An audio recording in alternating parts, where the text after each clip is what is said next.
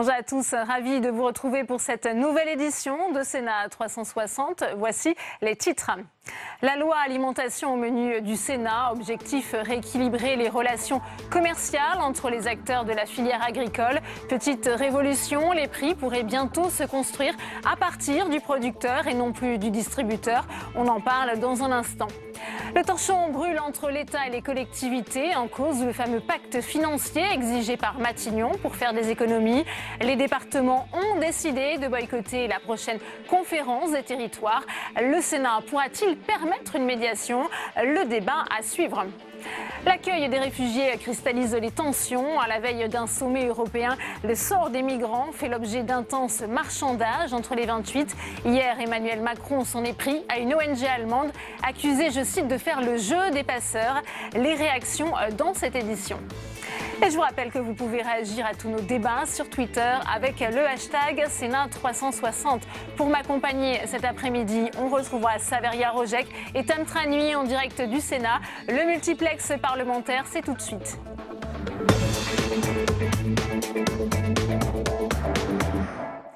Je vous le disais en titre, la loi alimentation examinée au Sénat depuis hier. On va d'ailleurs retrouver Saveria Rojek qui suit pour nous les débats depuis la tribune de presse de l'hémicycle. Saveria, où en est-on dans la discussion de ce projet de loi ?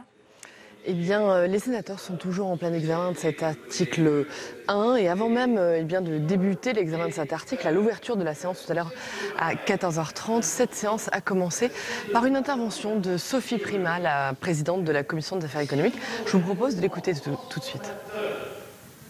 Nous ne sommes pas tout à fait satisfaits des conditions dans lesquelles nous faisons cette loi et dans le temps que nous avons pour l'examiner. Nous avons terminé il y a quelques heures l'examen de ces amendements en commission. Nous avons examiné ces amendements extérieurs de la commission au rythme de 230 amendements à l'heure, ce qui évidemment ne laisse pas beaucoup de place à la discussion et qui donnera donc l'objet de discussion ici dans l'hémicycle. Donc je vous serais gré de dire au gouvernement et à votre collègue des relations avec le Parlement que le Parlement n'est pas long à légiférer, mais il aimerait mieux légiférer.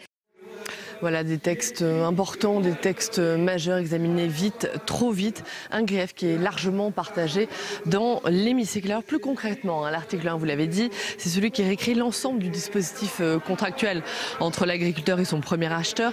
Ainsi, la formule qui détermine le prix devra prendre en compte des indicateurs, les prix de marché, leur évolution, la qualité des produits ou encore un indicateur des coûts de production. Alors cet article, il a été réécrit à l'Assemblée nationale et c'est cette version à la version de l'Assemblée que défend la Commission des affaires économiques. Désormais, les interprofessions diffuseront ces indicateurs. En clair, les prix seraient construits à partir du producteur et non plus du distributeur. Voilà donc pour cet article et ce mécanisme un peu technique. Merci à vous, Saveria, et on continue les réactions au Sénat. Avec vous, Tam Tranui, vous êtes avec la sénatrice Anne-Catherine Loisier. Elle est également rapporteure sur ce texte. Oui, Anne-Catherine Loisier, on vient d'entendre à l'instant ce rappel au règlement tout à l'heure de la présidente de la Commission des affaires économiques, Sophie Primas, qui a dénoncé avec virulence le rythme imposé par le gouvernement, notamment sur ce texte. Elle n'est pas satisfaite, vous non plus ?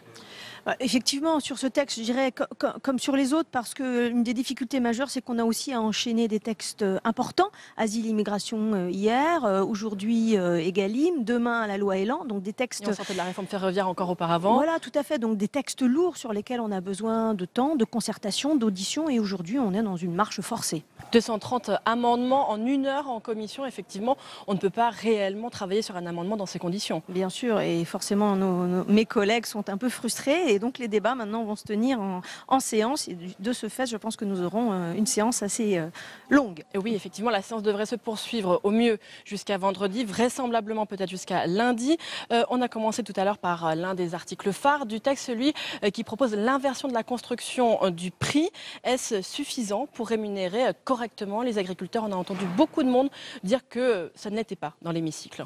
Alors, est-ce que ce sera suffisant? Je dirais que ce sera les considérations pratiques, la mise en œuvre pratique qui nous permettra de le dire, parce que l'édifice tel qu'il est construit, il repose bien sûr sur d'abord les interprofessions qui doivent élaborer des indicateurs, mais derrière, il faudra que les relations commerciales et les transactions, eh bien, effectivement, rentrent dans ce schéma, et que les acheteurs aussi rentrent dans ce schéma. Donc c'est les épreuves pratiques sur le terrain qui nous permettront de voir si ce dispositif est fructueux et atteint les objectifs. Or souvent il y a eu un décalage entre les principes et finalement le fait que les objectifs soient respectés. On a entendu Didier Guillaume tout à l'heure le dire, c'est la 3e loi pour le 3e ministre de l'Agriculture avec toujours les mêmes objectifs, notamment celui de la rémunération correcte des agriculteurs. À chaque fois on a vu qu'il y avait eu des grands principes et finalement on n'était pas arrivé jusqu'au bout. Pourquoi? Est-ce que c'est notamment à cause de la grande distribution? Ouais, bien sûr c'est un exercice difficile, mais là sur ce sujet je pense que pour autant on ne doit pas baisser les bras, et une fois encore il y a une prise de conscience aujourd'hui globale. Je pense qu'il y a une prise de conscience, tout à fait, et après tous les mouvements sociétaux qu'on a pu connaître, je pense qu'aujourd'hui il y a une vraie prise de conscience du danger et de l'urgence d'une meilleure rémunération de nos agriculteurs, et cette fois-ci la balle, je dirais, leur est donnée, et en tout cas c'est ce à quoi le Sénat tient, et c'est ce qu'il défend aujourd'hui dans le cadre de la vision qui est portée sur cet article 1, c'est la main et aux interprofessions, et c'est à eux de définir ces indicateurs. Encore il y a quelques minutes en séance, mon collègue Michel Raison a défendu cette approche qui est vraiment une approche qui donne la maîtrise aux interprofessions. Et ça, je pense que c'est essentiel. Autre prise de conscience aujourd'hui dans notre société, celle de l'alimentation saine et durable, de sa nécessité. Alors, il y avait eu une mesure qui avait fait beaucoup de bruit, celle des 20% de bio dans les cantines, parce que le Sénat était revenu sur cette mesure, finalement l'a réintroduite mardi en commission. Alors, qu'est-ce qui s'est passé exactement? Écoutez, je crois que ça fait partie des débats, de nos débats en commission, et c'est normal que nous en ayons. Donc effectivement, lors des débats en commission, il y a des arguments qui sont mis en valeur, qui sont rediscutés, et au final, ces 20% de bio, ils sont bel et bien dans la version de la loi, mais tout à fait dans la version de la loi qui sortira du Sénat, et c'est ça l'important, c'est que le Sénat accompagne aussi les agriculteurs dans cette montée, non seulement les agriculteurs dans une montée en gamme, mais aussi vers une meilleure alimentation dans la restauration collective. Est-ce que ça veut dire que l'agriculture conventionnelle n'est pas bonne ? Bien évidemment que non, mais on sait aujourd'hui que les débouchés qui sont aussi liés aux produits bio permettent une meilleure rémunération. Donc à l'heure où on s'interroge comment mieux rémunérer nos agriculteurs français et comment aussi les singulariser, faire la différence par rapport à des agricultures ou des produits importés qui ne répondent pas forcément aux mêmes critères de qualité que nous le souhaitons, le bio est une manière de singulariser notre production française. Bien, merci beaucoup Anne-Catherine Loisier d'avoir répondu à nos questions, et nous suivrons bien sûr tout au long de cette émission la progression des débats sur ce projet de loi agriculture et alimentation. Merci à vous, Tam. Dans le reste de l'actualité, et à la veille d'un sommet européen crucial sur la question des migrants, la prise de position d'Emmanuel Macron n'est pas passée inaperçue. Si le chef de l'État a annoncé que la France accueillera une partie des migrants du Lifeline, il s'est montré particulièrement critique sur l'ONG allemande. Héloïse Grégoire. C'est la fin du calvaire pour le bateau allemand, le Lifeline. Le navire humanitaire est attendu ce soir sur l'île de Malte. Au total, 8 pays européens, dont la France, accueilleront ces 233 migrants, mais pas sans polémique. Hier à Rome, Emmanuel Macron a fustigé l'action de certaines ONG en Méditerranée. On ne peut pas accepter durablement cette situation, car au nom de l'humanitaire, cela veut dire qu'il n'y a plus aucun contrôle. À la fin, on fait le jeu des passeurs en réduisant le coût des risques du passage. Pour France Terre d'Asile, les propos du président sont indécents. Assimiler les ONG aux passeurs, à ces mafias criminelles qui se font de l'argent sur le dos des gens, c'est hors sol. Je rappelle quand même que le travail des ONG en Méditerranée, c'est de sauver des vies, et cela de façon gratuite. Seulement, pour le chef de l'État, le navire Lifeline agit à l'encontre des règles européennes, notamment en refusant d'accepter de remettre aux gardes-côtes libyens les migrants secourus. Pour ce spécialiste du droit international, si un navire est en danger, les États ont pour obligation de le secourir. Lorsqu'un bateau arrive dans les eaux territoriales, s'il présente un risque, il doit être accepté sur le pays. Il faut que les ONG travaillent en bonne coordination avec les gardes-côtes libyens, par exemple, car depuis le début de l'année, c'est quand même 8000 migrants qui ont été récupérés par les gardes-côtes libyens. L'Aquarius et le Lifeline ont réveillé et intensifié des divisions européennes sur la crise des migrants à la veille d'un sommet à Bruxelles. Et on continue les réactions avec vous, Tam Tranui. Vous êtes avec la sénatrice écologiste rattachée au groupe communiste, Esther Benbassa. Oui, Esther Benbassa, tout d'abord, que pensez-vous de la prise de position d'Emmanuel Macron, qui d'un côté accepte que la France accueille une partie des migrants du Lifeline, mais de l'autre s'est montré très critique à l'égard de l'ONG allemande qui l'accuse de faire le jeu des passeurs? C'est un argument trop facile, n'est-ce pas? Dès qu'on parle des migrations, hélas, il y a toujours un passeur. Pendant des siècles, les gens ont traversé des contrées qui leur étaient étrangères avec des passeurs. C'est pas que je justifie les passeurs, mais c'est quand même un mauvais argument. Ces personnes se trouvent dans des bateaux, on ne va pas les jeter à l'eau. Ces associations, ces ONG font de leur mieux. Elles sont dans la solidarité maritime aussi, d'aider les personnes qui sont en danger en mer. Mais là, ce mais et mais, n'est-ce pas, sans arrêt de dire oui, voilà, je suis un humaniste, je prends quelques-uns, et après, non, les bateaux ne viennent pas chez nous. Je crois que c'est pas comme cela que devrait se poursuivre la politique européenne.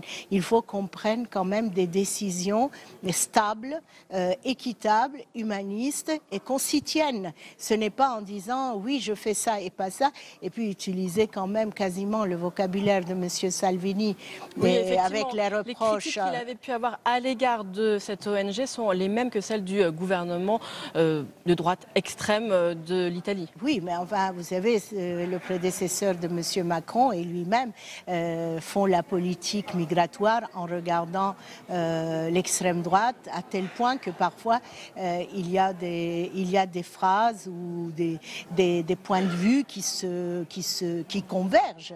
Alors c'est regrettable, n'est-ce pas? Nous n'avons pas élu M. Macron pour faire une politique migratoire de droite. Qu'est-ce que vous pensez à propos du projet de loi sur l'asile et l'immigration qui a été débattu et voté mardi? C'est que cela fait aussi le jeu de l'extrême droite? C'est pas le jeu de l'extrême droite, ça a répondu à l'extrême droite, à ses exigences, et dans la ligne aussi du populisme actuel. Je ne dirais pas qu'on est dans les années 30, on n'est pas dans les années 30, il y a l'Union européenne, la conjoncture est différente, etc. Mais il y a quand même une vague brune qui monte. Ces mouvements d'extrême droite, et en plus on tient des propos et qui n'ont rien à voir avec la réalité. Vous savez bien que depuis 2014, le nombre de personnes demandeuses d'asile qui sont entrées en Europe constitue c'est à peu près 350-400 000, sur 500 millions d'Européens, ça constitue 0,60%. Ce n'est rien. Dans une situation paradoxale où, à la veille de ce Conseil européen, on craint que l'Union européenne se disloque sur la question de la crise migratoire, et pourtant, il y a moins de migrants cette année qu'il y en a eu les dernières années. On sait que les flux sont en train de baisser. Oui, les flux sont en train de baisser, c'est mathématique. En France, bien sûr, on montre un taux plus élevé de demandeurs d'asile parce que nous avons les chiffres de 2016 et pas les chiffres de 2017 parce que nous avons un an de retard lorsque nous donnons les chiffres en France. Mais quand on regarde les chiffres donnés par les institutions internationales, on voit une vraie baisse du nombre de migrants en France. Bien, merci beaucoup Esther Benbassa pour votre réaction. Merci à vous. Merci à vous, Tam, pour cette réaction. On en sait désormais un peu plus sur le service national universel. Promesse de campagne d'Emmanuel Macron. Les contours en ont été dévoilés ce matin lors du Conseil des ministres. Les jeunes devront s'engager obligatoirement un mois, mais certaines modalités restent à préciser. Adrien Develay. Appelez-le désormais SNU. Le retour du service national universel fait l'objet de consultations depuis plusieurs mois. Aujourd'hui, le ministre de l'Éducation nationale, Jean-Michel Blanquer, en a dévoilé les grandes lignes. D'abord, une première phase qui correspond à la phase de cohésion la plus forte et qui correspond environ à l'âge de 16 ans, signifie que ce qui sera demandé aux jeunes d'une génération, c'est-à-dire 750 000 jeunes, de faire un mois de service national. Puis une deuxième phase non obligatoire qui, elle, peut avoir lieu entre 16 et 25 ans et qui est induite par la phase précédente pour ceux qui ont envie de s'engager davantage encore. Le service national universel ne devrait pas être uniquement militaire. En plus de la défense, les jeunes pourront également s'orienter vers une activité associative, civique ou vers le domaine sanitaire. Même si des critiques s'élèvent déjà sur le financement du projet, le Sénat salue la mesure qui concernerait près de 750 000 jeunes chaque année. Rapporteur de la Commission des Affaires étrangères du Sénat, Jean-Marie Bockel émet toutefois certaines réserves sur sa mise en œuvre. Ça peut être une très bonne idée.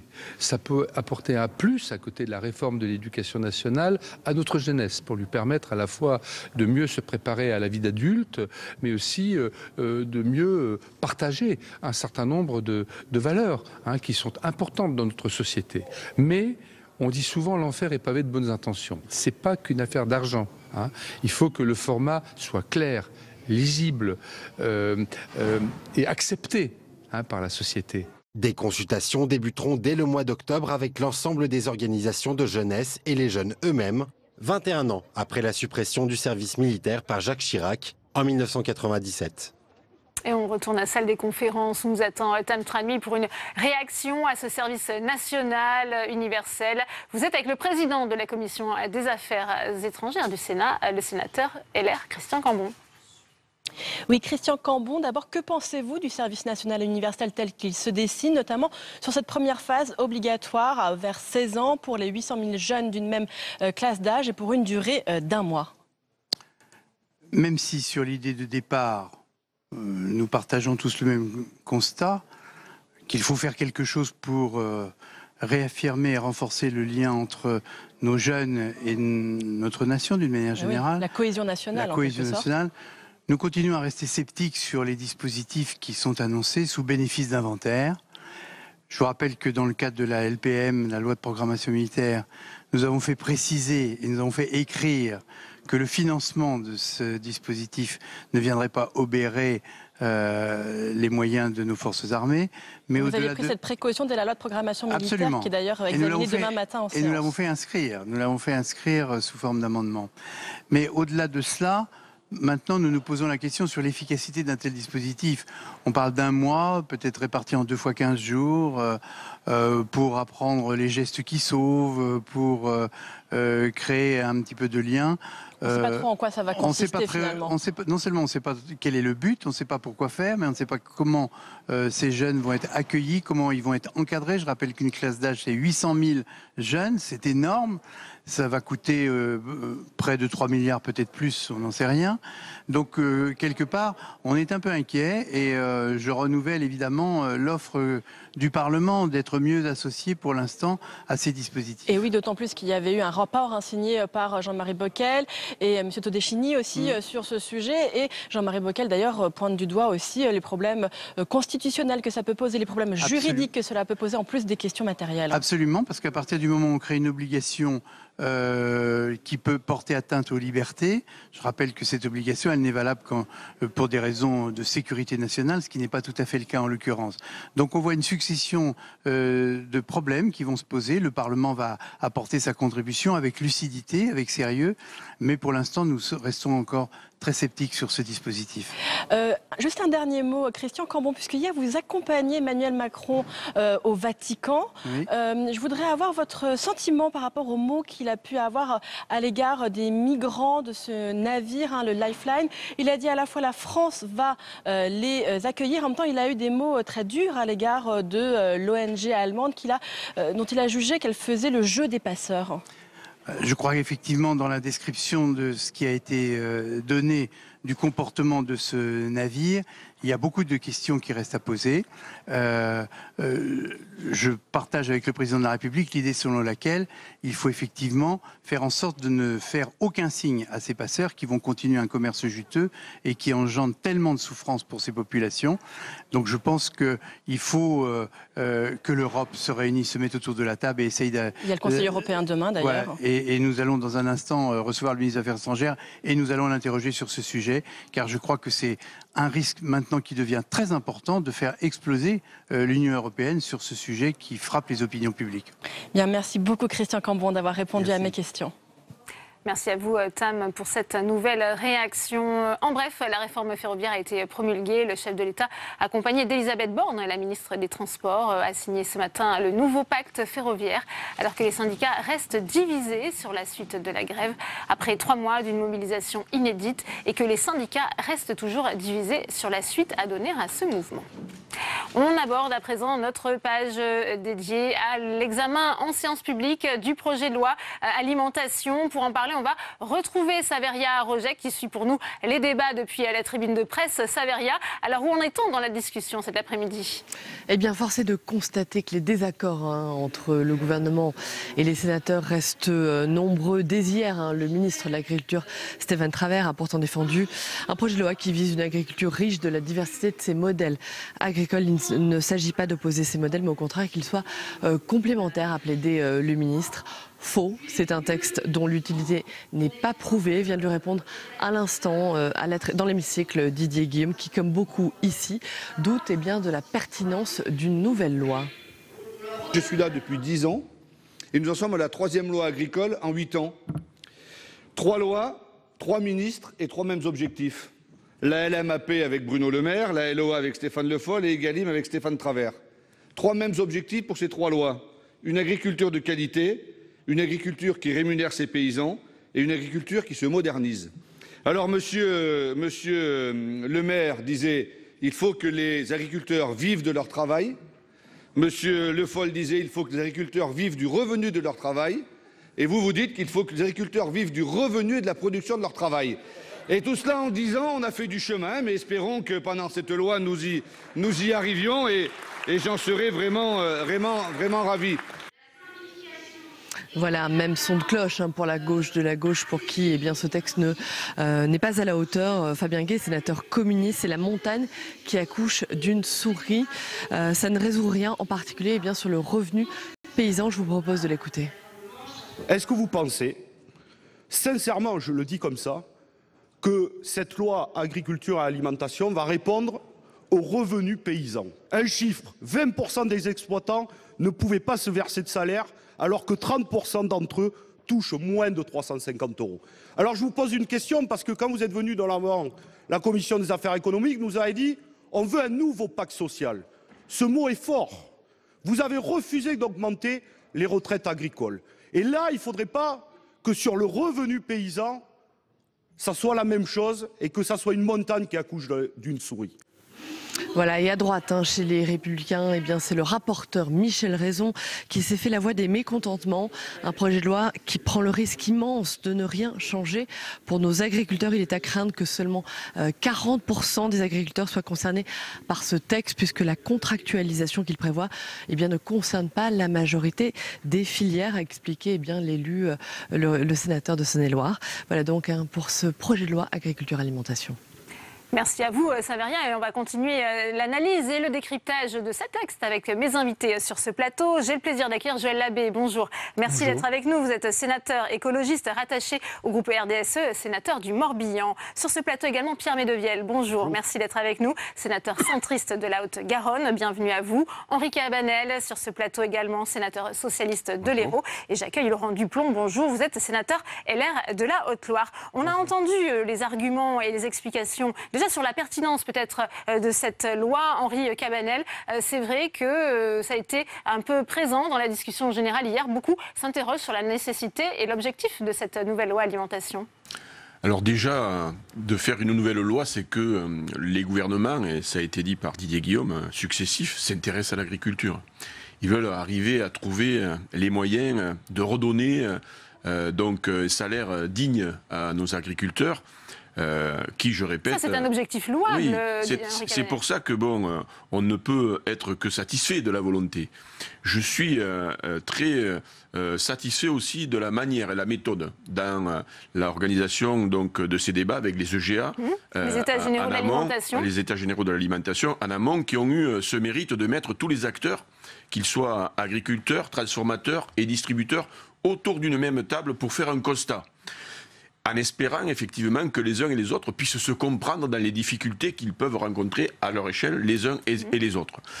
Mais dans les propositions qui sont faites, force est de constater, je crois qu'on a l'unanimité au Sénat, de savoir réellement si la volonté affirmée, c'est de donner de la valeur, donc davantage de valeur au travail des agriculteurs. Et ça vous en doutez, Henri Cabanel? Oui, parce que qu'est-ce que c'est qui a fait que cette valeur a diminué? C'est avant tout donc la guerre des prix que s'est livrée la grande distribution. Et aujourd'hui, en inversant donc le prix de vente des produits agricoles qui seront faits par les organisations professionnelles, et ça c'est positif, de redonner de la responsabilité aux organisations professionnelles, c'est positif. Mais je crains que la guerre des prix ne continue malheureusement les dégâts qu'elle a fait jusqu'à maintenant. Pour que tout le monde puisse réagir, Laurent Duplon. Ça a été rappelé, elle ne vient pas de nulle part cette loi. Il y a eu ces états généraux de l'alimentation. Finalement, il n'y a pas de traduction dans la loi de tout ce qui avait été décidé, tout ce qui avait été mentionné dans ces états généraux? Je pense que ça va même plus loin, c'est que les états généraux et le discours du président de la République à Rungis ont créé une vraie attente des agriculteurs, un espoir de se dire enfin on va être écouté, enfin on va pouvoir être compris sur une problématique qui est pas d'aujourd'hui mais qui est de plusieurs années, d'une juste rémunération de leur travail, et c'est pas ce qui ressort. Sur le titre 1 qui correspond à la rémunération, à ce qui devrait être positif pour les agriculteurs, on ne retrouve que le principe que parce que les agriculteurs vont donner leur prix de revient, ils devraient être mieux rémunérés. On oublie que nous avons... C'est-à-dire que vous ne pensez pas que tous les acteurs de la filière vont jouer le jeu, c'est ça, Laurent Duplon? Disons que le problème, c'est qu'aujourd'hui, on joue dans une cour qui fait que d'un côté, on a la mondialisation, et qui est quelque chose d'obligatoire parce que nos frontières n'existent plus et qu'on a des produits qui rentrent et des produits qui sortent. Et vous avez besoin aussi de nouveaux marchés. Et de l'autre côté, on a aussi la réalité factuelle de ce qui se passe sur notre pays. C'est 3 centrales d'achat qui achètent à 13 000 fournisseurs. Et que ce goulot d'étranglement fait que ces centrales d'achat, par le principe de vouloir favoriser le pouvoir d'achat des Français en ayant une alimentation la plus faible possible en prix, ne permet pas d'avoir une juste rémunération des agriculteurs et un meilleur partage de la valeur. On n'arrivera pas à assurer cette meilleure répartition de la valeur, justement, en faveur notamment des agriculteurs? Il y a des efforts qui sont faits, c'est indéniable, pour tenter d'y arriver. Maintenant, dans le contexte actuel, tu as parlé de mondialisation comme quelque chose d'absolument impossible à contrer. Moi, je reste convaincu qu'il va falloir en sortir de la mondialisation des produits alimentaires. Ça, c'est une première chose. Les problèmes ont commencé à s'exacerber lorsqu'il y a eu la dérégularisation des prix, parce qu'on a besoin de régulation dans ces domaines-là. Lorsqu'il y avait régulation, eh bien le marché était plus sain. Si, absolument. Alors, vous faites partie de ceux qui ont souhaité justement la libération de l'économie dans le cadre d'une cogestion avec le gouvernement de l'époque. Le résultat, une part de résultat est là. Il va falloir de nouveau réguler. Et alors, d'autre part, moi, je fais partie de ceux qui croient beaucoup en la relocalisation de l'économie alimentaire. On va y venir, Joël Labbé, si vous voulez bien. On continue, parce qu'on n'a pas entendu Pierre Medevielle sur cette question. Est-ce que vous pensez aujourd'hui que les agriculteurs peuvent vraiment vivre de leur production? C'est le sens, l'objectif de cette loi. Écoutez, avec la PAC, on voit l'impact sur le revenu des agriculteurs. Aujourd'hui, non. C'est vrai que dans l'euphorie d'événements comme les États généraux de l'alimentation, comme les COP, naissent beaucoup d'espoir. Mais nous sommes dans un contexte de mondialisation. Moi, je ne suis pas sûr qu'on en sorte rapidement. Et je pense qu'ils vont s'adapter à ce contexte de mondialisation. Nous ne sommes pas nés, nous sommes bien que nous n'allons pas régler le problème des agriculteurs avec un texte de loi, notamment ce texte de loi. Par contre, il faut restructurer notre agriculture. Ce texte envoie quand même un message fort par rapport au bio, à la conversion de certaines exploitations.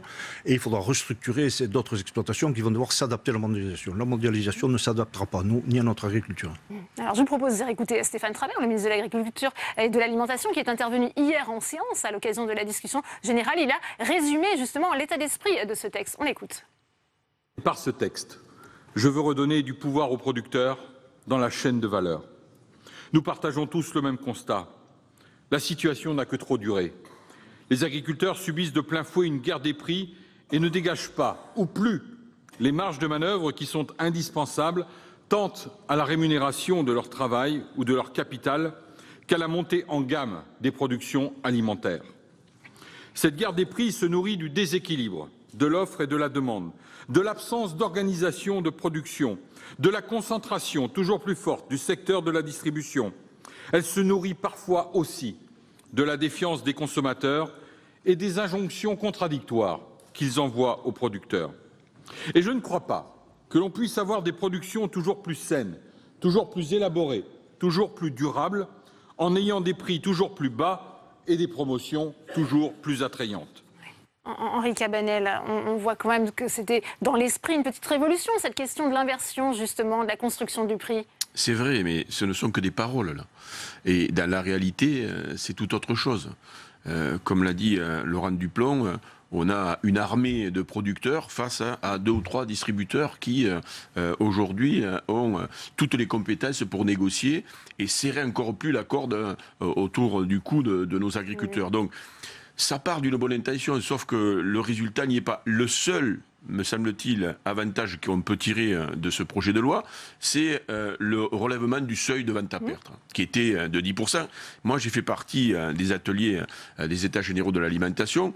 Il a fallu vraiment énormément de temps pour convaincre donc les distributeurs à nous donner le coût de la distribution. Et au bout d'1 heure et demie de discussion, ils nous ont dit c'est entre 12 et 15%. Là, ils relèvent le seuil à 10%.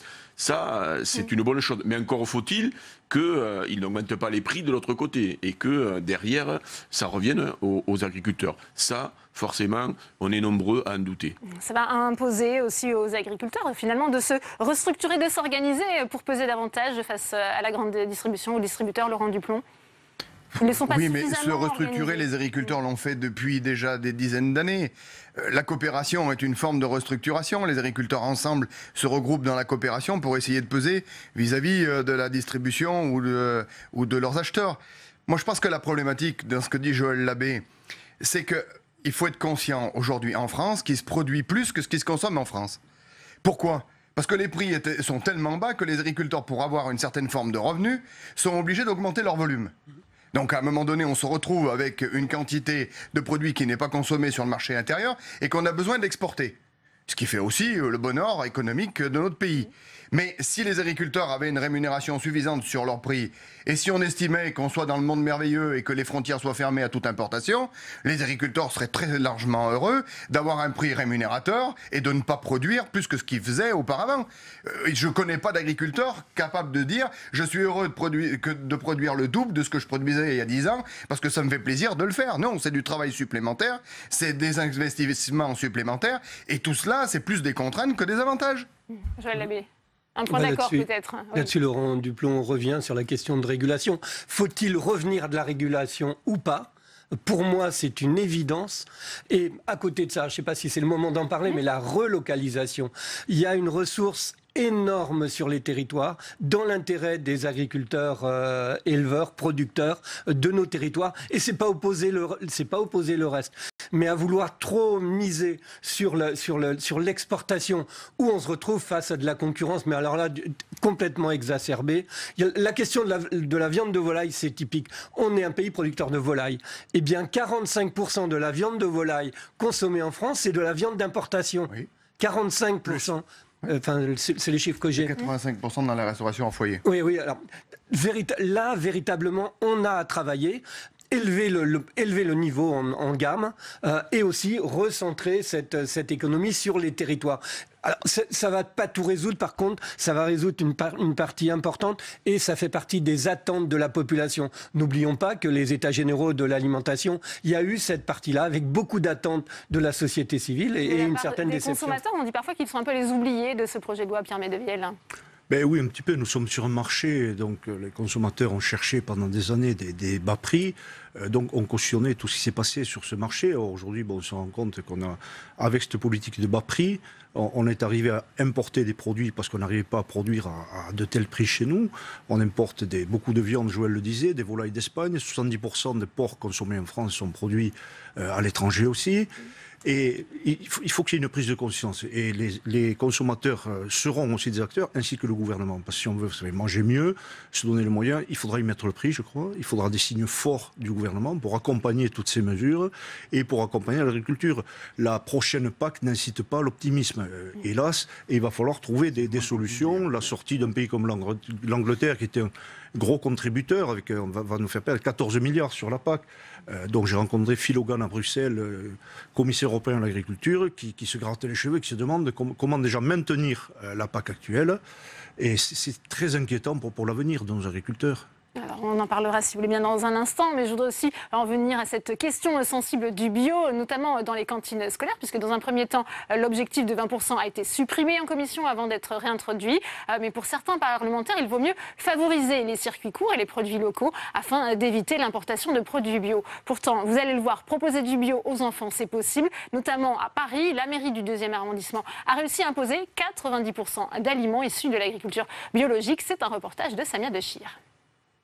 Pas de pesticides, ou presque, dans les assiettes de cette cantine scolaire. Dans les écoles du 2e arrondissement parisien, 90% des aliments servis aux enfants sont issus de l'agriculture biologique.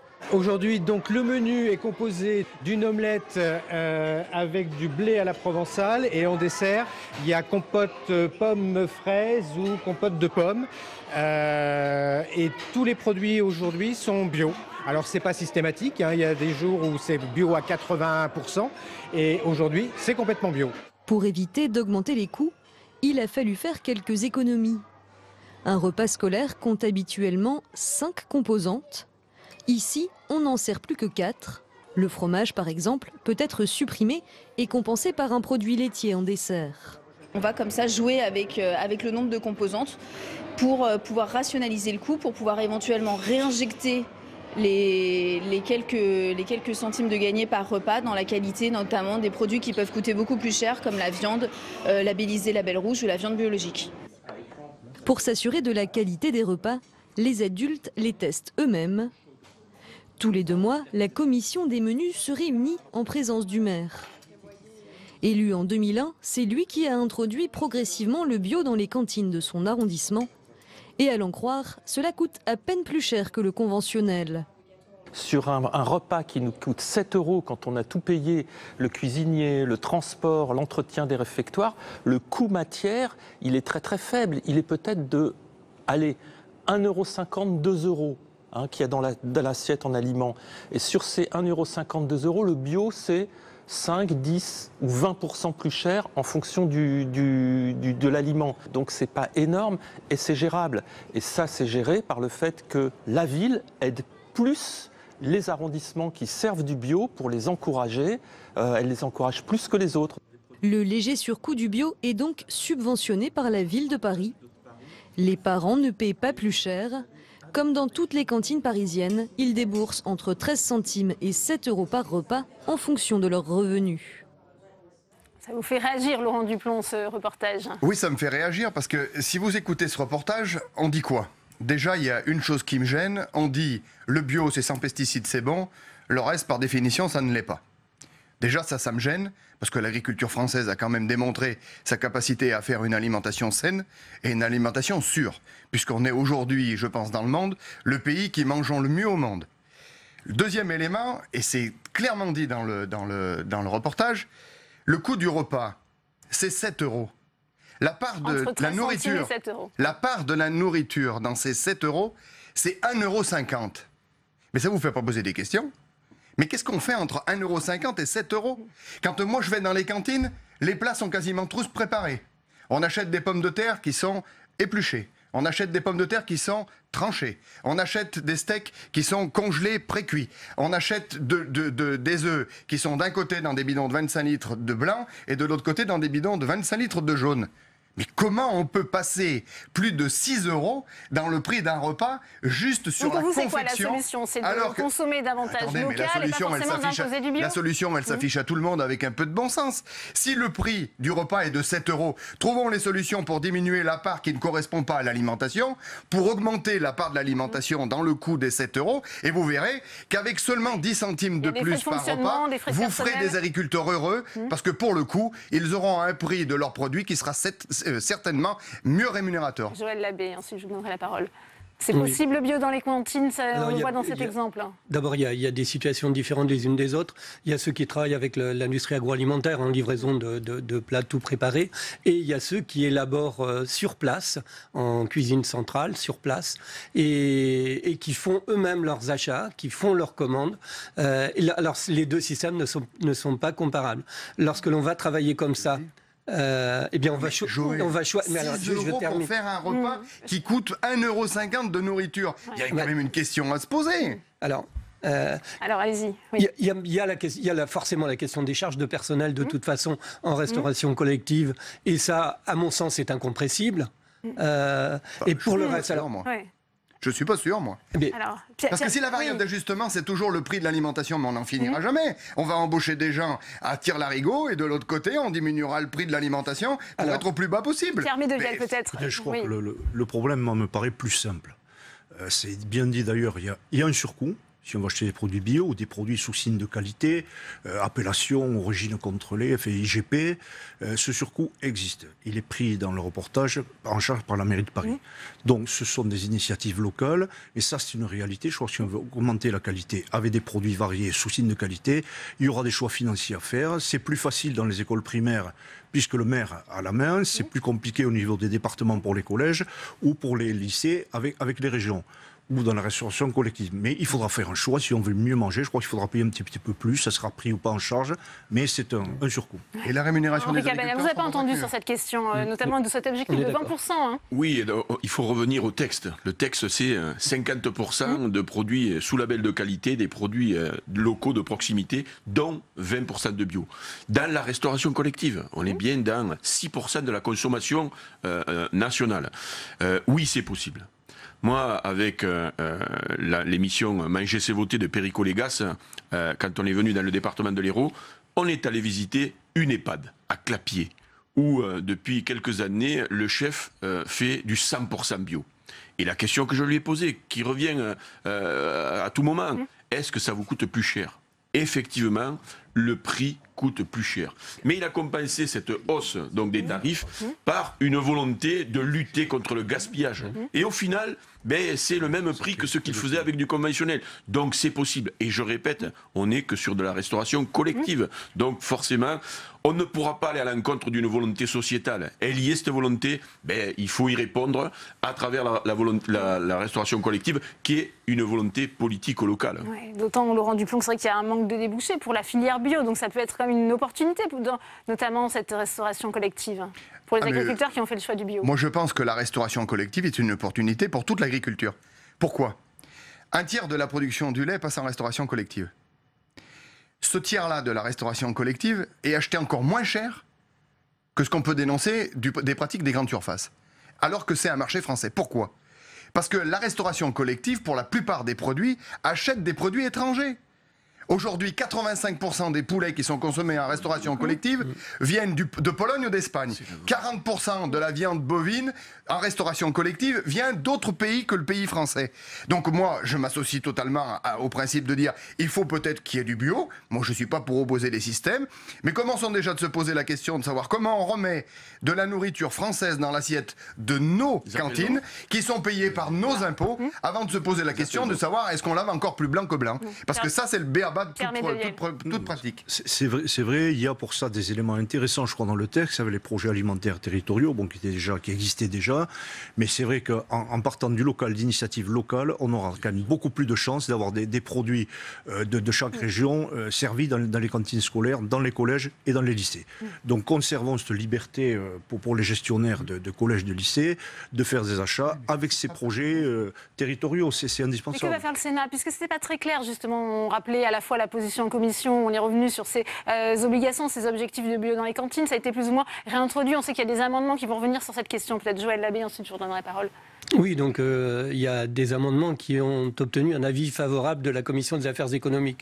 Je ne vais pas lire dans la boule de cristal, mais je pense que lorsque ça va passer en séance, on ne reviendra pas en arrière et qu'il y aura une majorité pour voter ces 20% bio, parce que c'est la logique, parce que c'est l'intérêt. Je voudrais revenir sur les importations bas de gamme. C'est l'industrie agroalimentaire qui fait ces importations. Lorsque ce sont des cuisines locales, publiques, elles ne le font pas. Elles vont chercher si ça véritablement. C'est faux, Joël, tu le absolument, sais bien. si. Mais non, le problème, il n'est pas dans les importations. Le problème, il est où? Il est qu'on a sans arrêt massifié. C'est-à-dire que, par exemple, on est en train de se rendre compte aujourd'hui que nos enfants dans les collèges, il faut regarder le principe des cantines dans les collèges, c'est massifié au niveau départemental et voire même pour certaines au niveau régional.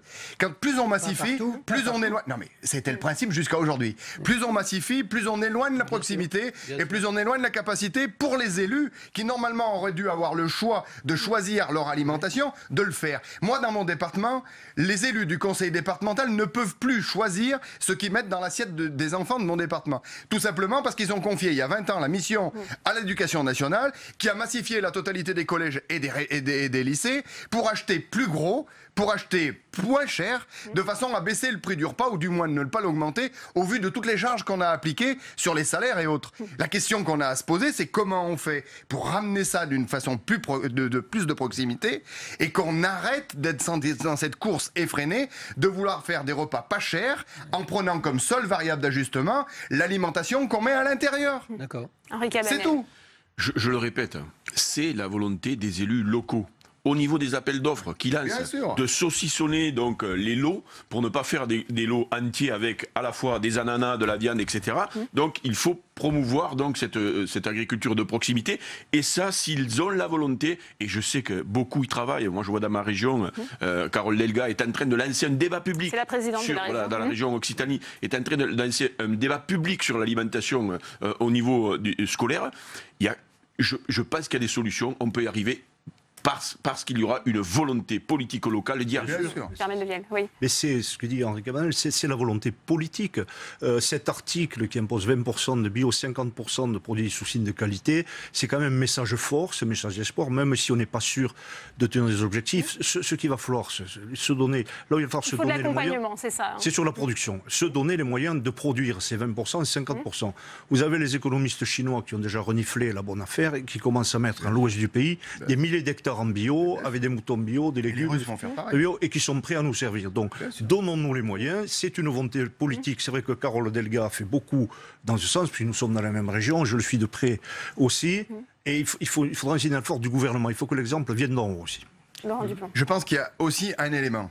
C'est que si on ne prête pas garde au fait de laisser plus de place dans le prix total des 7 ou des 8 euros pour l'alimentation, le risque d'imposer 50% de produits locaux ou bio, c'est que sur ces 50%-là, on se dise on est prêt à payer plus cher, parce que c'est la loi et qu'on la respectera, et que les cantines, pour maintenir un prix comme ils l'ont aujourd'hui, et pour maintenir la différence entre les moins d'1,50 € d'alimentation et les 7 € total du coût du repas, eh bien, pour les 50% restants, achètent des produits encore plus bas marché et alors encore non, des produits. Joël Labbé vous dit encore, c'est le risque. Non mais Joël, si tu essayes de raisonner objectivement. Alors allez-y Joël Labbé, allez-y. Alors, il faut prendre l'aspect globalement et se projeter un peu dans l'avenir.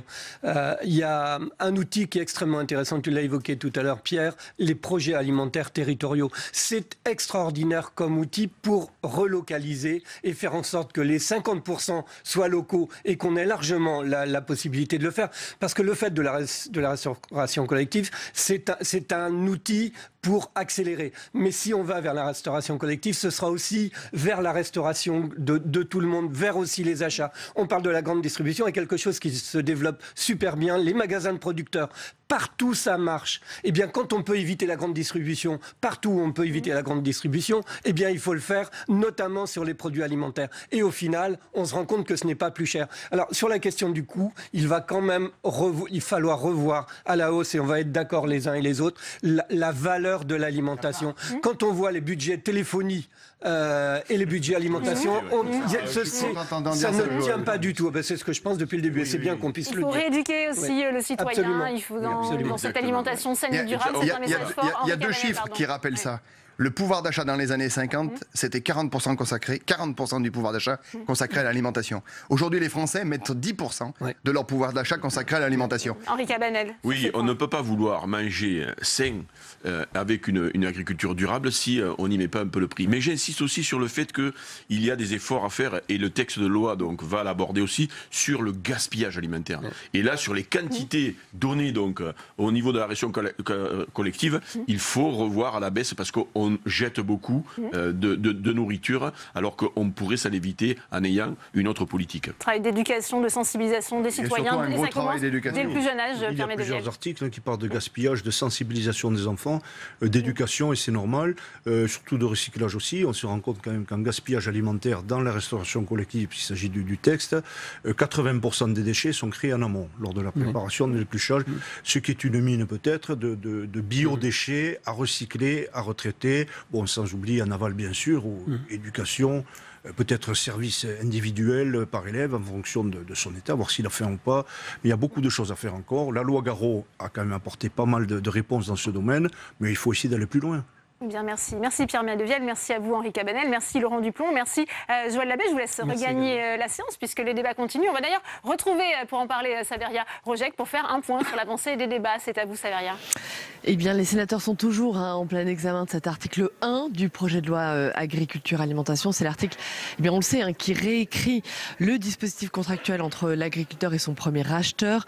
Alors qu'elle faisait référence à des indices publics, la formule déterminant le prix devra prendre en compte des indicateurs, les prix de marché et leur évolution, la qualité des produits ou encore un indicateur des coûts de production.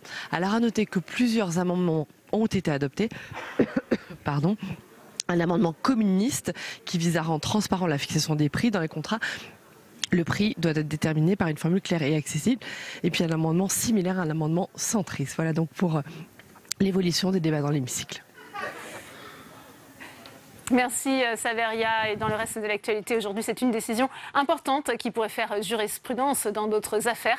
Un parlementaire peut être poursuivi pour détournement de fonds publics dans le cadre de l'affaire des détournements de fonds présumés de l'ancien groupe UMP du Sénat, où 5 sénateurs ou anciens sénateurs sont mis en examen. Eh bien, la Cour de cassation a décidé de rejeter les 5 pourvois déposés. Plus d'informations à lire sur notre site internet publicsénat.fr.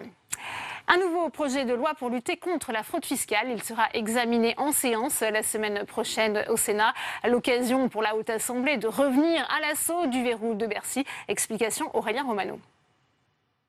Le projet de loi sur la fraude fiscale est incomplet d'après la Commission des finances du Sénat. 2 aspects majeurs sont oubliés. Le verrou de Bercy en premier. Cette disposition, qui réserve uniquement à l'administration fiscale le droit d'engager des poursuites, sera supprimée. C'est plus un verrou où l'administration choisit les dossiers, ce sera les critères légaux qui fixeront les gravités des dossiers.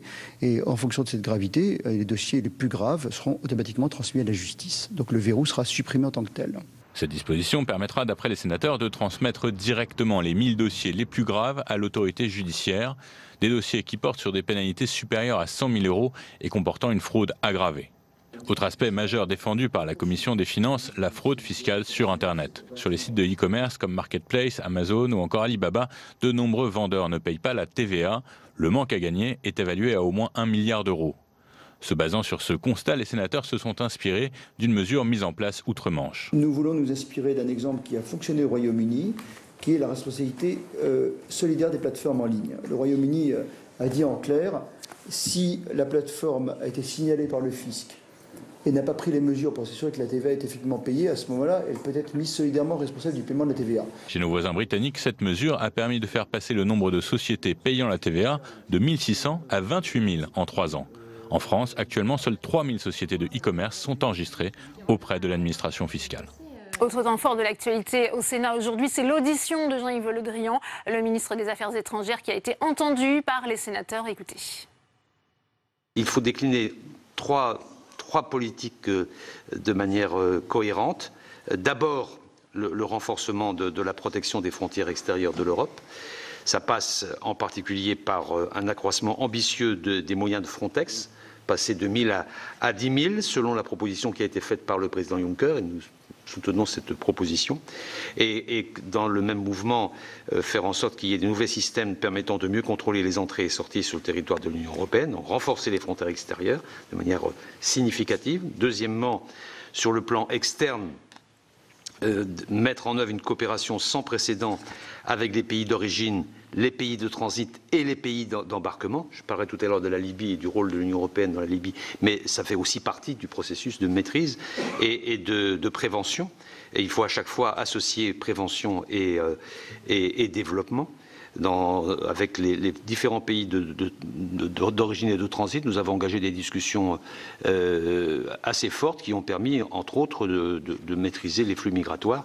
C'est le cas des relations que nous avons engagées singulièrement avec les pays du Sahel. Et enfin, il faut essayer de garantir le principe de débarquement dans des ports sûrs et d'européaniser les moyens de secours et de traitement administratif des migrants, sinon on ne peut pas, aucun pays ne peut aller seul. Le bras de fer tourne au boycott. On savait les départements et les régions en colère contre le pacte financier que les collectivités doivent signer pour faire des économies. Hier, la tension est montée d'un cran avec l'annonce des départements de boycotter la prochaine conférence des territoires. Marie Brémaud. Il y a une semaine, à l'issue de leur assemblée, les départements de France refusaient majoritairement la contractualisation financière proposée par l'État et regrettaient l'attitude intransigeante de l'exécutif. Je pense qu'il y a eu peut-être un manque de management politique, oui, enfin en tout cas d'intelligence politique dans l'organisation de cette démarche contractuelle. Je répète, nous ne sommes pas en opposition, simplement nous affirmons notre volonté d'agir sereinement et de prendre nos décisions nous-mêmes. Aujourd'hui, le divorce est acté. Dans un communiqué de presse, l'ADF annonce sa décision de ne pas participer à la prochaine conférence nationale des territoires à la mi-juillet et gèle les relations avec l'État. Des relations délétères entre l'État et les collectivités territoriales qui n'ont eu de cesse de se détériorer depuis un an. Les raisons de la colère, la suppression des emplois aidés et de la taxe d'habitation, les 13 milliards d'euros d'économies demandées aux collectivités alors qu'elles ont le sentiment que l'État ne partage pas l'effort de disette. Et puis, de toutes parts, on critique la brutalité des méthodes, le manque de communication et les volte-face du gouvernement. Un mécontentement réaffirmé ce matin par le président de la région Nouvelle-Aquitaine. Je pense que ça serait beaucoup plus efficace dans la stratégie que le président Macron a proposée aux Français, d'avoir une relation de confiance plutôt qu'une relation d'instabilité. Relation de confiance clairement échaudée et qui participe à l'image d'un président déconnecté des territoires. Et avant d'en débattre avec mes invités, on retrouve Tam Trami pour une réaction à salle des conférences. Tam, vous êtes avec le sénateur LR de l'Oise, Jérôme Bascher.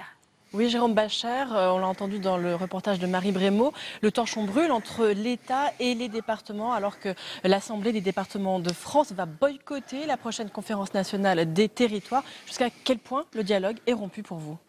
Alors ce dialogue, il est rompu de la part de l'État surtout. En fait, il y a eu un dialogue, il y a eu surtout un dialogue de sourds. Et comme aurait dit Jean-Claude Gaudin, ce contrat, c'était une véritable pantalonnade.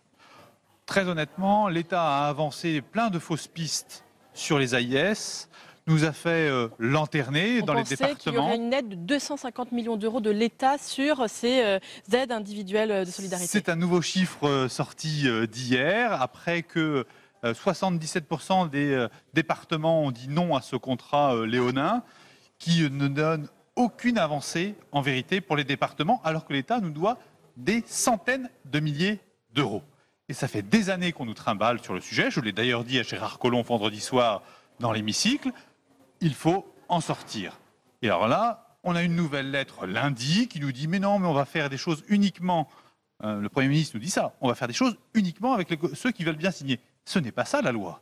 Ce n'est pas ça l'égalité des départements devant la loi. Il y a là un vrai problème de justice et il faut d'abord que l'État nous rende notre argent. Vous pensez qu'il y a eu du chantage de la part de l'État? C'est ce que disait hier Benoît Huré qui interpellait le gouvernement et notamment le Premier ministre, qu'il y avait de l'autoritarisme aussi de la part du gouvernement, a-t-il dit?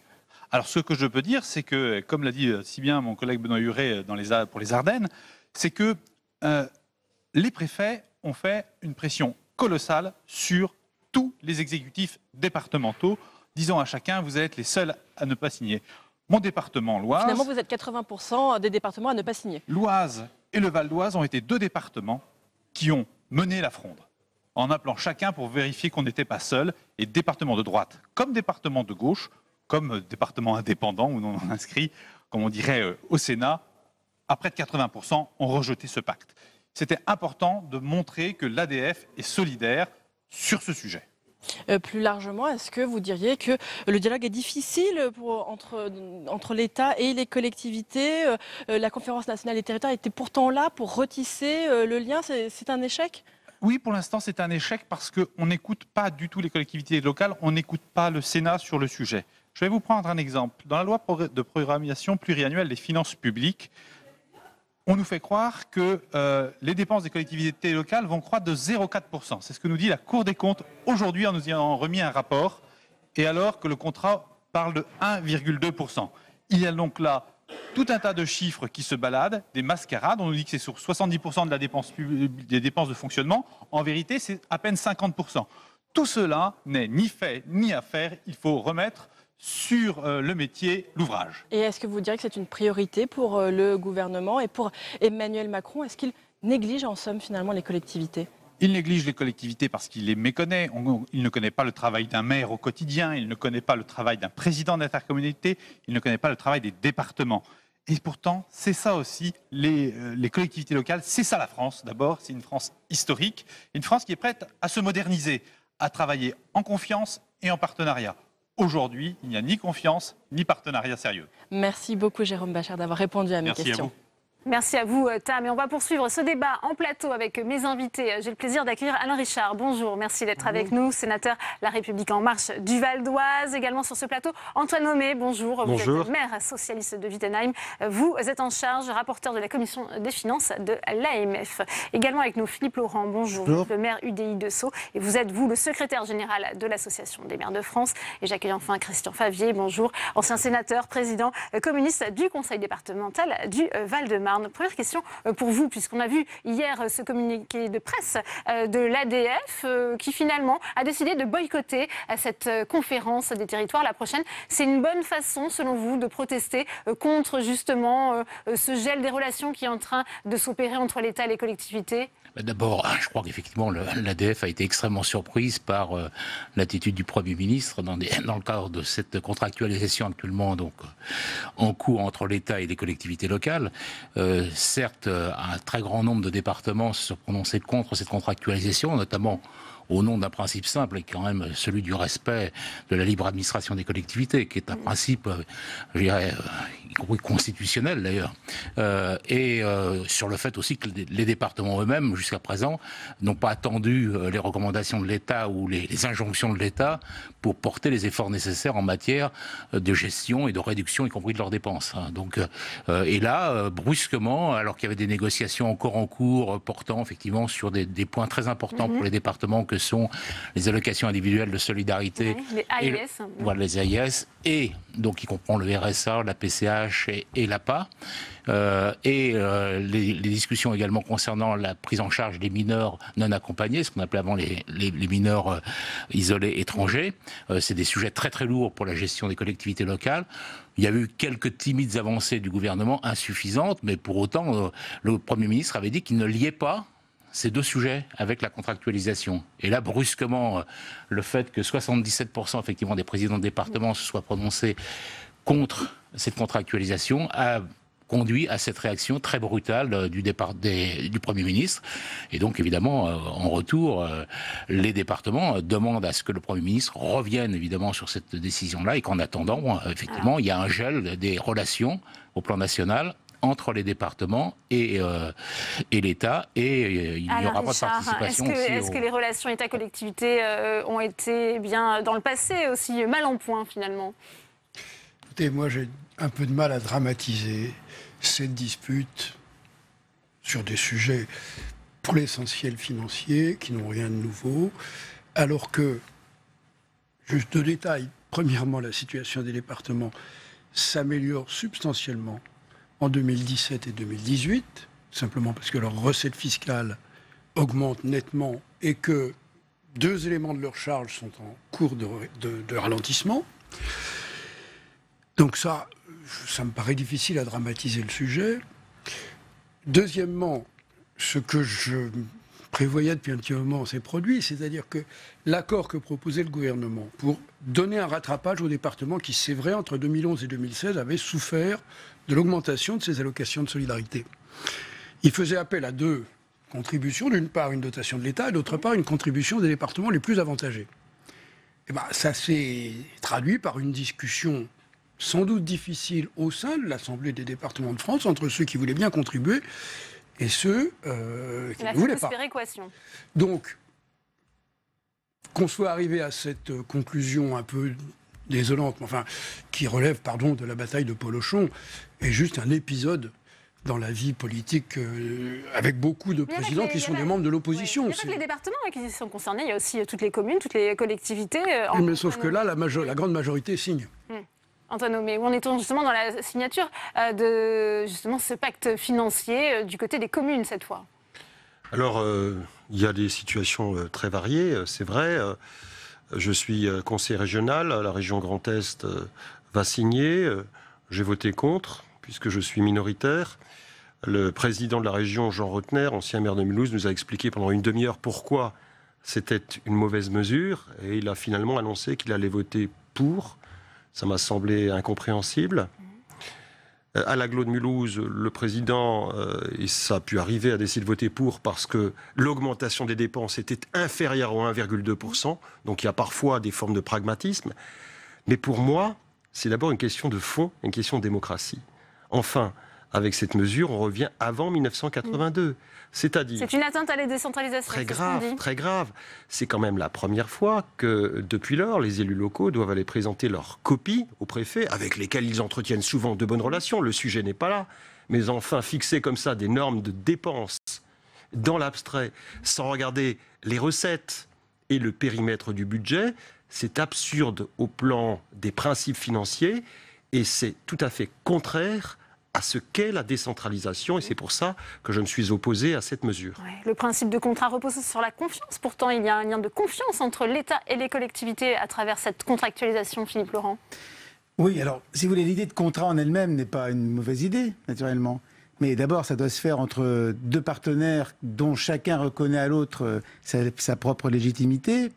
Alors, ça n'est pas tout à fait le cas aujourd'hui. Il est vrai que par le passé, ça n'a pas toujours été le cas non plus. Et puis, surtout, ces contrats, en réalité, devraient porter d'abord sur les politiques publiques qu'on met en œuvre ensemble, État et collectivités territoriales, et ensuite sur éventuellement les moyens ou les conséquences financières. Là, la question, c'est qu'en réalité, nous ne sommes que sur la question des dépenses. Et non seulement des dépenses, mais des dépenses brutes, c'est-à-dire qui ne tiennent aucun compte naturellement des recettes. Nous avons d'ailleurs souligné ensemble, y compris les grandes villes dont la plupart sont en train de signer ces contrats, nous avons souligné les incohérences de la loi de finances ou de programmation financière, et nous avons également proposé toute une série de corrections, de modificatifs à apporter au système pour que ce soit plus représentatif de la réalité. Mais ce que je veux vraiment dire, c'est les politiques publiques. On ne travaille pas ensemble sur les politiques publiques. Je vais vous donner simplement un exemple. Il y a quelques semaines, le gouvernement a souhaité organiser les assises de la maternelle.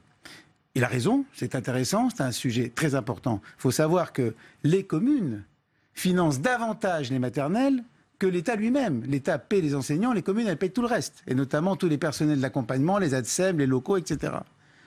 Si on voulait vraiment un partenariat, une confiance, il fallait co-organiser ces assises de la maternelle entre, naturellement, l'État et le ministère, et puis, bien sûr, l'Association des maires de France. Alors, le Premier ministre a été interpellé sur cette question hier, lors de la séance de questions d'actualité, par le sénateur Benoît Huré. Je vous propose de revoir cet échange. Dès lors que ce qui était sur la table n'est pas pris, il n'a pas vocation à rester sur la table. C'est comme ça que ça se passe. On travaille, on discute, et ensuite, on en tire les conséquences et chacun en tire les conclusions.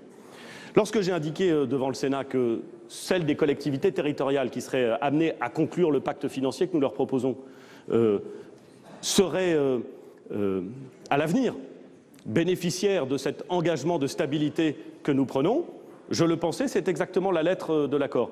Et celles de ces collectivités territoriales qui ne souhaitent pas signer les contrats seront évidemment respectées.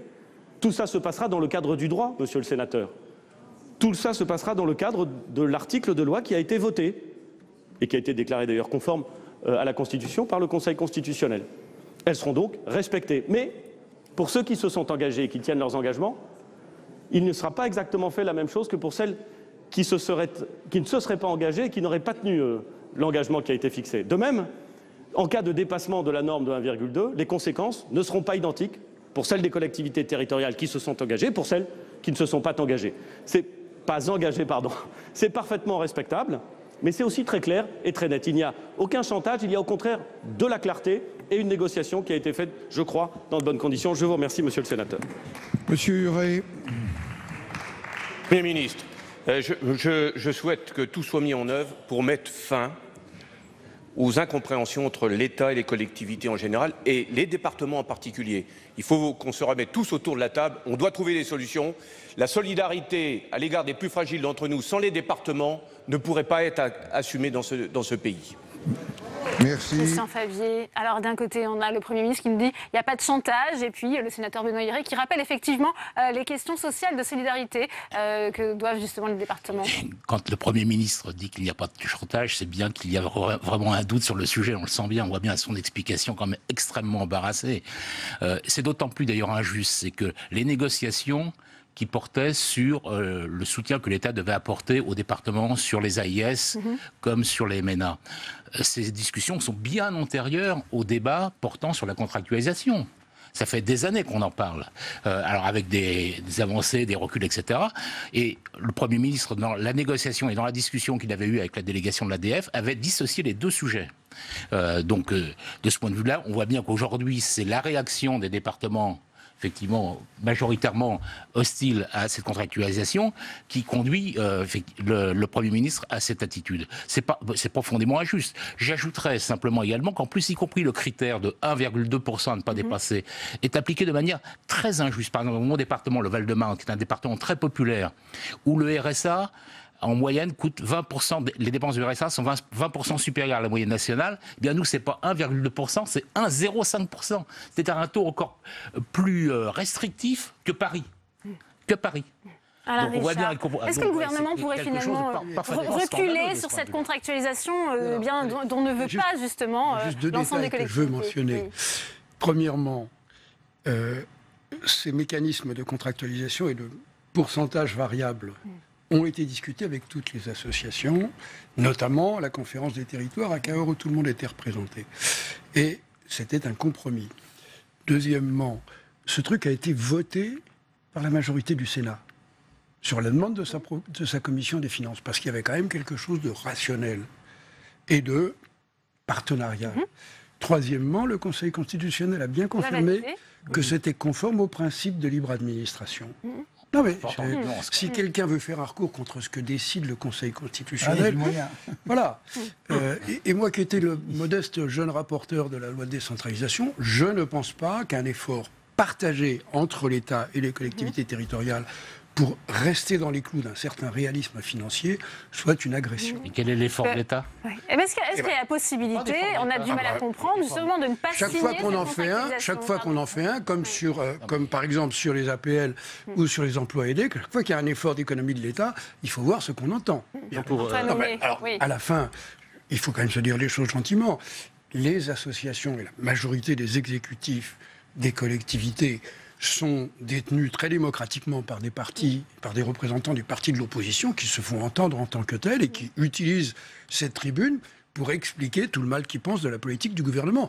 Les citoyens se feront une opinion. Je ne suis pas d'accord avec cette analyse.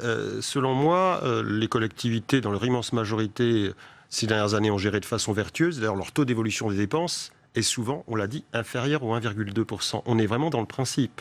L'État a d'immenses difficultés à maîtriser son déficit et à ralentir le rythme de ses dépenses. C'est d'ailleurs pas facile, évidemment. Mais finalement, en mettant en place ce système, on donne le sentiment que ce sont bien les collectivités locales qui ne seraient pas vertueuses et qui auraient besoin d'un carcan pour dépenser moins. Or, elles dépensent déjà moins. Donc, encore une fois, dans ce pays, il faut cesser d'avoir une méfiance presque systématique envers les exécutifs locaux. Ils incarnent aussi l'intérêt général. Ils sont aussi soucieux des deniers publics.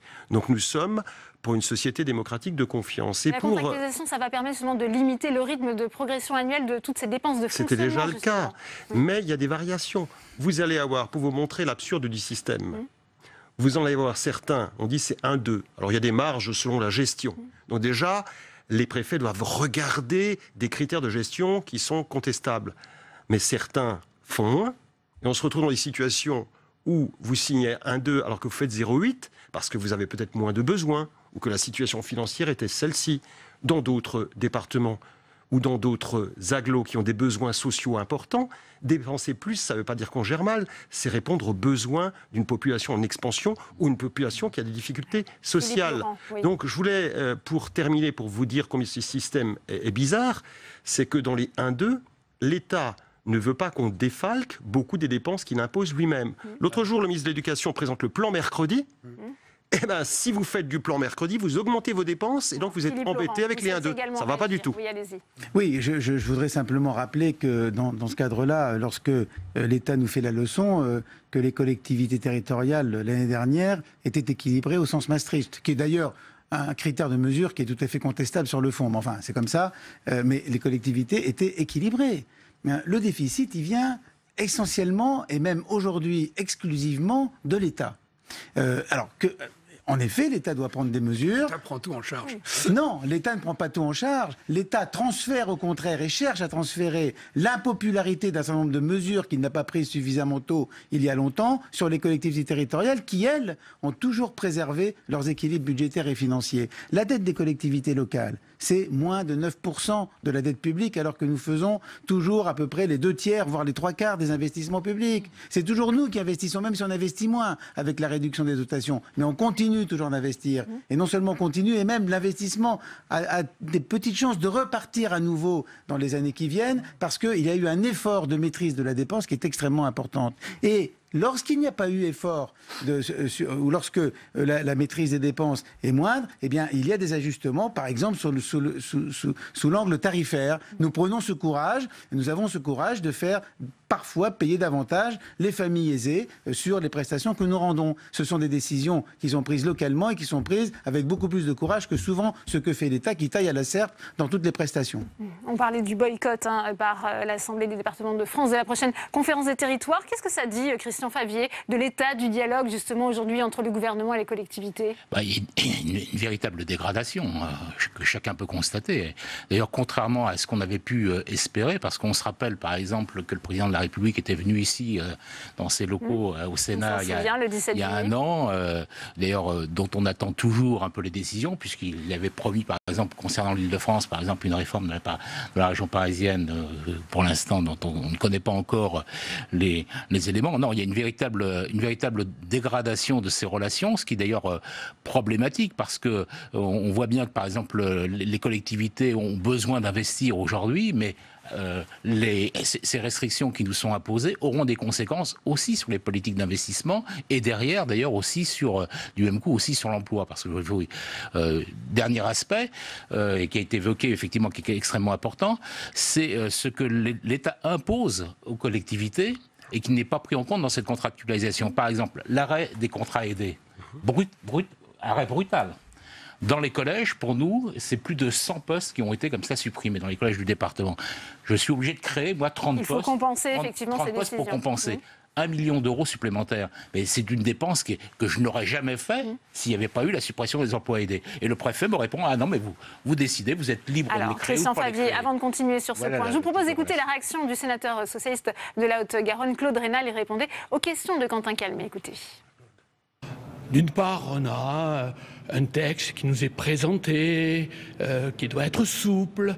Il doit y avoir une capacité des préfets de tenir compte de la situation locale, de prendre en compte les spécificités des territoires. Et puis, tout le monde se rend compte, mais départements, régions, également intercommunalités, les grandes intercommunalités, les métropoles, on l'a vu encore dans une réunion hier, se rendent compte qu'au final, eh bien, il y a application, j'allais dire bête et méchante, d'un système et qui est clairement pas négocié au plan local. Et à partir de là, je crois que tout le monde est un peu désabusé en réalité. C'est ce système de contractualisation qui en revient à un système très classique. On impose aux collectivités de diminuer leurs dépenses. En réalité, elles n'ont même plus le droit d'augmenter leurs recettes, puisque ça ne sert plus à rien. Et donc ça va avoir un impact sur l'investissement et ça enlève toute liberté des collectivités à prendre en compte les besoins de la population. Eh bien, tant qu'il n'y aura pas un changement fort sur cela, eh bien, il y aura des difficultés majeures entre le gouvernement et les collectivités. Et ce n'est pas à moi de dire ce qu'il convient de faire, c'est, je crois, au gouvernement d'en tirer les conséquences. Alors Richard, est-ce que le Sénat peut avoir un rôle de médiateur, le Sénat qui représente les collectivités territoriales, justement? Pardon. Vous auriez pu, puisque vous avez fait quelques extraits tout à fait révélateurs et uniquement dédiés à l'opposition, vous auriez pu reproduire la question que j'ai posée au Premier ministre la semaine dernière, dans laquelle je lui demandais ce que seraient les suites au moment de la première année d'observation des contrats avec le travail de la commission de suivi de la contractualisation qui a été créée. Et il m'a répondu, en effet, que après la première vérification, au printemps 2019, on ferait des ajustements pour tenir compte de ces particularités. Deuxièmement, juste un détail, pendant ce temps-là, les recettes des collectivités augmentent substantiellement. Elles vont avoir augmenté entre 2,5 et 3% pendant l'année 2017 et autant pendant l'année 2018.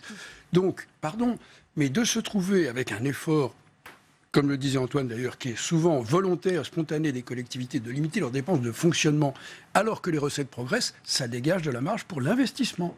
Et comme le disait Philippe, en effet, l'investissement va augmenter en 2018 comme il a augmenté en 2017. Vous êtes moins optimiste, Philippe Laurent?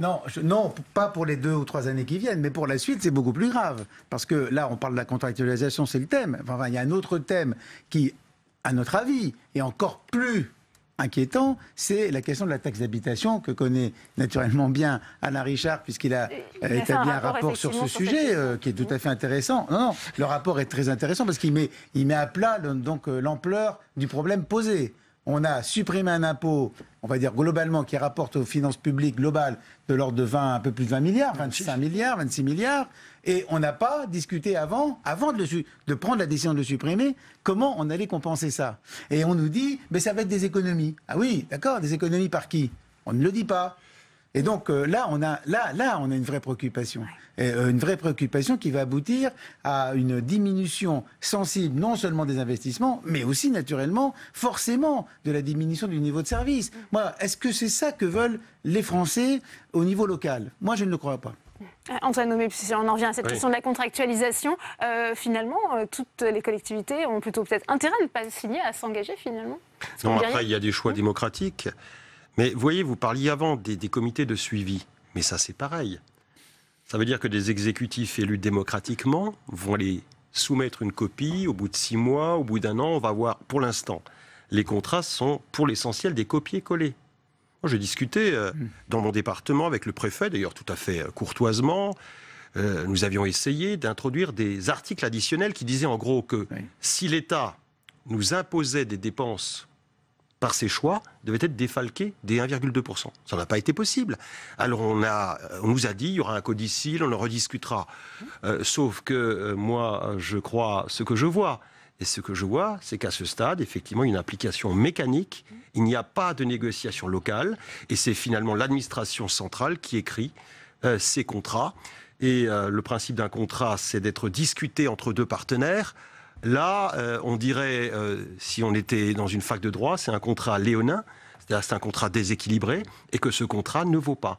Et c'est bien ça le fond du problème. On n'est pas contre la contractualisation, on contractualise beaucoup avec l'État, mais un contrat, ce sont 2 partenaires qui le font ensemble, ce n'est pas un qui l'impose à l'autre sans même qu'il puisse être amendé. Oui, car il faut rappeler pour les téléspectateurs que c'est les collectivités qui ne respecteront pas ces contrats, en tout cas les objectifs assignés dans leurs contrats, eh bien il y aura des sanctions sous forme de prélèvement, notamment sur les recettes fiscales, Christian Favier. Oui, il y aura une sanction pour celles qui ne signent pas 100% du dépassement au-delà des 1,2% donc autorisés. S'ils signent, c'est 75% malgré tout. Hein, donc effectivement, mais évidemment... Un petit peu moins. c'est un peu moins, mais tout cela pèsera effectivement malgré tout très lourd sur les collectivités. Puis alors, il y a vraiment ce caractère complètement absurde de ne pas tenir compte des recettes, parce que ça freine l'initiative. Je prends un exemple dans mon département, nous avons décidé d'étendre le remboursement de la carte améthyste, la carte de transport pour les personnes retraitées qui sont imposables. C'est à la fois une dépense, mais les personnes payent aussi, évidemment, une partie. Donc il y a aussi une recette. Nous, on avait demandé à ce que soit pris en compte uniquement la charge nette, la différence, pas simplement la dépense, puisqu'il y a une recette en face. Non, c'est comme ça. Voilà. Et il y a une forme d'absurdité aussi dans la manière dont les choses ont été construites. Oui, je crois que pour revenir sur ce que vient de dire Christian Favier, c'est parfaitement exact. Et encore une fois, je le disais tout à l'heure, tout le monde le reconnaît, je veux dire, y compris le gouvernement lui-même. Il reconnaît que le système est totalement imparfait et qu'il peut même conduire parfois à certaines dérives, à des débudgétisations et en fait à une diminution en fait de la transparence globale de l'action publique. Enfin, c'est quelque chose d'assez contradictoire, mais le risque est tout à fait réel. Et c'est pour ça que, si vous voulez, cette loi, elle a été faite très rapidement. Il n'y a pas eu d'étude d'impact, il n'y a pas eu de concertation approfondie. Mais elle a été votée, nous rappelle Alain Richard, notamment ici par la majorité au Sénat. Mais oui, mais les parlementaires, ils votent parfois. On y était tous. Oui, enfin, moi, j'ai pas concerté, l'AMF n'a pas spécialement concerté sur ce texte, parce que la concertation sur un texte aussi technique, qui a des conséquences aussi techniques, parce que la gestion publique locale, c'est pas si simple, c'est pas comme ça, quelques dépenses et voilà. Non, il y a effectivement des politiques, des stratégies financières qui sont suivies dans les collectivités, qui consistent à augmenter les recettes, notamment tarifaires, enfin, à créer de nouveaux services avec des recettes. Là, prendre la dépense brute, c'est absurde, mais c'est économiquement absurde. Et alors, tout le monde le reconnaît. On peut espérer que, comme le disait Alain Richard tout à l'heure, dans la première évaluation, on en tienne compte pour modifier la loi, parce que c'est la loi. Pourquoi on ne peut pas changer? Parce que c'est la loi qui a été soit trop précise, soit trop imprécise, donc mal faite. Voilà, c'est pas la première fois, et c'est malheureusement sans doute pas la dernière fois. Oui, il ne faut pas faire des lois si rapidement, et il faut mieux les évaluer. Il y a juste un détail. Je le dis aux législateurs. Oui, mais j'ai un tout petit peu pensé, parce que c'est moi qui ai écrit le premier projet, qu'on a essayé d'améliorer ensuite, notamment en tenant compte des recommandations de mes anciens collègues du Conseil d'État. Mais nous avions un autre butoir, qui était que si on faisait les contrats qui soient totalement à la mesure de chaque collectivité, on avait un sérieux sujet, mais de principe d'égalité. Et donc, les critiques que nous entendons aujourd'hui, mais bon, ça va se calmer, on reparlera de tout ça au printemps 2019, invitez-nous à nouveau, et vous verrez que ça sera beaucoup plus décontracté. Mais si on avait fait le contraire, on aurait dit, mais attendez, c'est un scandale, parce que vous nous faites des contrats à la tête du client. Oui. Antoine Nomet, on parlait peut-être du rôle de médiation que peut avoir ici le Sénat qui représente les collectivités territoriales. Vous faites confiance justement à la Haute Assemblée pour faire avancer les choses? Je crois effectivement que sur les sujets qui concernent les collectivités territoriales, c'est aussi le rôle du Sénat et bien sûr il le fait. Encore une fois, moi ce qui m'inquiète derrière tout ça, parce que c'est une discussion qui peut sembler très technique, ce sont les services publics et les services à la population. Parce qu'on est dans des temps difficiles en termes de cohésion sociale, il ne faut jamais l'oublier. La demande sociale ne diminue pas. Ce n'est pas demain parce qu'il n'y aura plus la taxe d'habitation, ce n'est pas demain parce qu'on nous mettra des normes de dépenses que les besoins de nos habitants ne seront pas là. Et donc il y aura une différence entre toutes ces coupes dans nos ressources, toutes ces limitations dans nos dépenses, et nous qui, sur le terrain, sommes les fantassins de la République. C'est ça qui nous inquiète, hein. Ce n'est pas nos sujets techniques, c'est derrière, encore une fois, les services publics qui sont la force de la France. Si on regarde un petit peu au plan européen, il faut se rendre compte quand même que, et moi je suis à 12 km de la frontière allemande, donc je peux en parler, on a des services publics fantastiques. On parle souvent de nos faiblesses, beaucoup trop. Parlons de nos forces. Nous avons ces services publics qui sont un joyau. Alors il faut les préserver. Et c'est ça qui m'inquiète. Ce sera le mot de la fin. Merci à vous, Antoine Nomet. Merci Philippe Laurent. Merci Christian Favier. Merci Alain Richard d'être venu en débattre sur ce plateau. Avant de se quitter, on va retrouver Saveria Roget qui suit pour nous les débats depuis la tribune de presse de l'hémicycle. Saveria, on en a parlé cet après-midi. C'est le projet de loi alimentation qui est en examen. Où en est-on dans les débats ? Absolument. Eh bien, on arrive au terme de l'examen de cet article 1. L'article 1, c'est celui qui réécrit tout le dispositif contractuel entre l'agriculteur et son premier acheteur. Alors, les sénateurs, gauche comme droite, sont plutôt sceptiques sur l'efficacité du mécanisme. Je vous propose d'écouter Joël Labbé. Notre système, il faut le dire, ultralibérale fait que nous sommes limités à la fois par le droit international et européen pour favoriser les prix à la production. La loi de modernisation de l'économie de 2008, issue du rapport pour la libération de la croissance française, a emmené à la dérégulation. La libéralisation complète des marchés, souhaitée par les gouvernements de l'époque, en cogestion avec le syndicat majoritaire, nous emmène aujourd'hui à la situation catastrophique que nous connaissons. Voilà, à noter que plusieurs amendements ont été adoptés cet après-midi, notamment un amendement communiste qui vise à rendre transparent la fixation des prix dans les contrats. Eh bien, le prix doit être déterminé par une formule claire et accessible. Autre amendement en tout point similaire, amendement centriste, toujours sur la fixation des prix. Et puis enfin, un amendement qui prévoit de conserver le caractère facultatif de la clause de répartition de la valeur. Voilà donc pour l'examen de ce projet de loi agriculture et alimentation. Merci à vous, Saveria, pour ces précisions. C'est la fin de cette édition. Merci à vous de l'avoir suivi. Très bonne suite des programmes sur Public Sénat.